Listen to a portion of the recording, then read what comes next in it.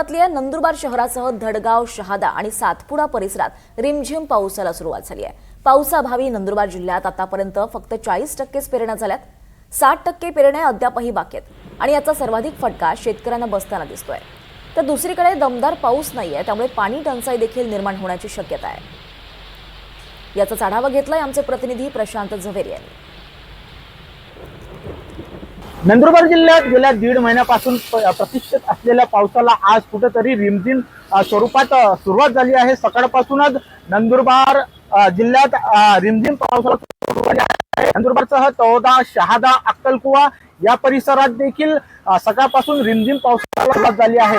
मात्र गेल्या 1.5 महिन्यापासून कुठेतरी पावसाने दडी मारल्यामुळे अनेक शेतकऱ्यांना याचा मनस्ताप जो आहे तो सहन करावा लागला होता।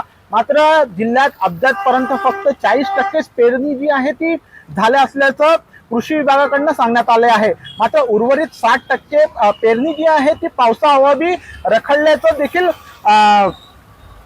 कृषी विभागाकडून सांगण्यात येत आहे। मात्र या पावसामुळे, आजच्या रिमझिम पावसामुळे कुठेतरी शेतकऱ्यांसह नागरिकांना देखील याचा दिलासा जो आहे तो मिळाला आहे। मात्र येणाऱ्या काही दिवसात जर दमदार पाऊस झाला नाही तर याचा फटका जो आहे तो सर्वाधिक फटका हा शेतकऱ्यांना बसताना दिसून येणार आहे।